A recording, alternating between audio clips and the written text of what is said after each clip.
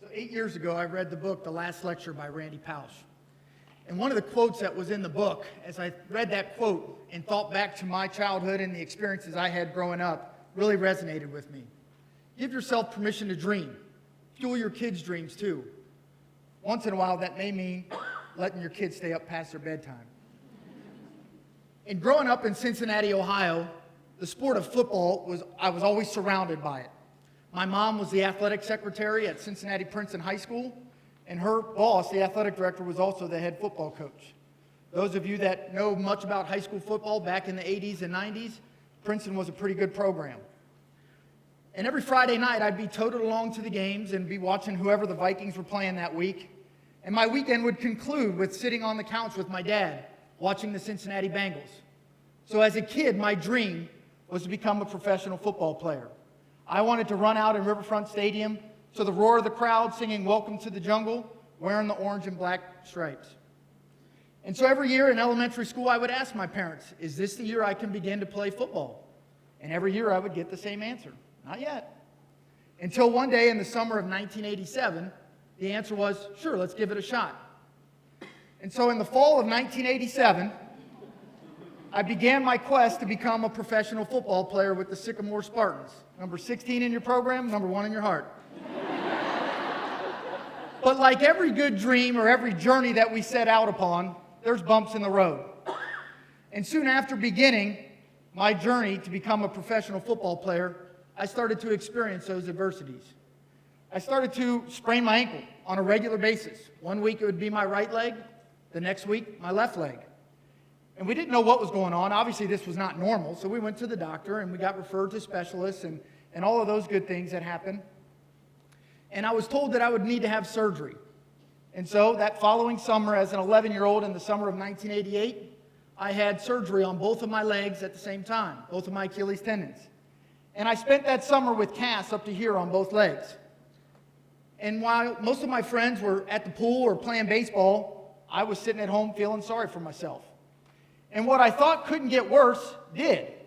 As we returned to Children's Hospital later that summer, I can remember walking into the doctor's office and being greeted by a group of doctors, more doctors than I'd ever seen before in one room. And they looked my parents and I in the eye and they said, "You have Charcot-Marie tooth." No one's ever heard of it. And we said, "Well, what does that mean?" And they said, "Well, that's a neuromuscular disorder that basically the main nerve in your knee sends out the wrong message to your lower extremities. And so your Achilles will be affected, your ankles, your feet." And I said, "Okay, so what does that mean?" And they said, "Well, it's a progressive disorder that will only get worse over time." And then they started listing the things that I can't do. And number 1 on that list was football. And I don't remember much anything else they said that day, nor the car ride home. I remember going home and feeling sorry for myself and moping around for a few days until my parents came to me and said, "If it means that much to you, you can do it." Just like that quote by Randy Pausch, fuel your kids' dreams.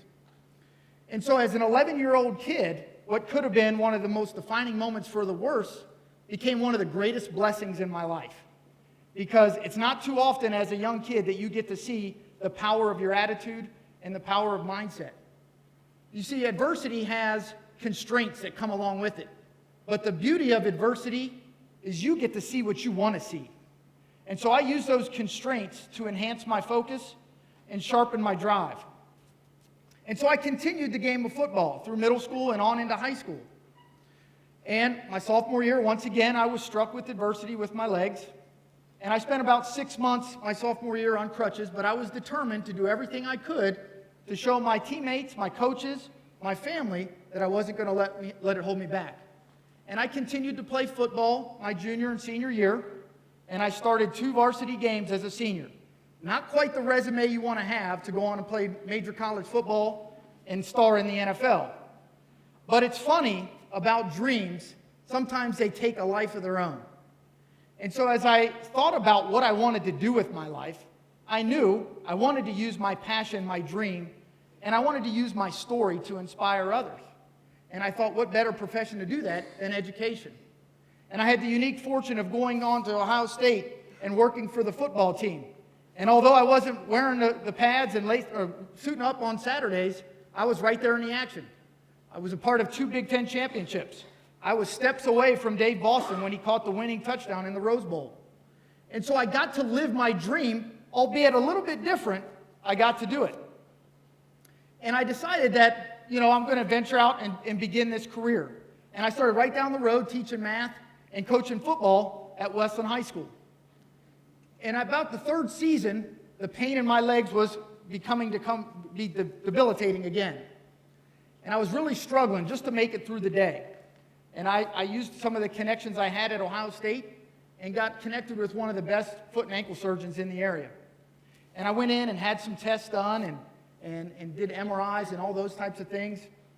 And that doctor came back and he said, we're going to do a pretty major surgery, but we can only do one leg at a time, and it's going to lay you up for a little bit of time. And so in January of 2003, I had my left ankle reconstructed. I had tendons transferred from one side of my leg to the other. I had pins, screws put into my foot and ankle, pins through my toes. I had my Achilles tendon cut. And I made a commitment once again to my students, to my athletes, to my colleagues, to my friends, that I was going to be back at work as soon as I possibly could. And after missing a few days of work, I probably came back way too soon and sat in a director's chair, which for you teachers in the audience, an injury is the best way to get kids to behave because they would wait on me hand and foot. They would pass out papers, do anything I wanted. They felt bad for me. And so I fought really hard to rehab and get back to doing the things that I wanted to do. And I was back in the fall of 2003 to coach football once again, knowing that as soon as the season ended, I would be faced with the same surgery on my right leg. And in November of that year, I had that surgery. And for whatever reason, it wasn't successful this time. And so it set me down a path over the next 6.5 years where I had 9 surgeries on my right leg. And in that time frame, a lot of things changed in my life. I became a father to 2 beautiful young girls. I started a new career as an administrator. And I can remember early in 2010 going to my doctor and saying something's got to change. My kids don't know dad without a cast or a boot on. I physically can't do what I want to do.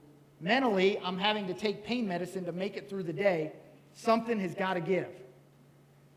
And my doctor gave me 2 options.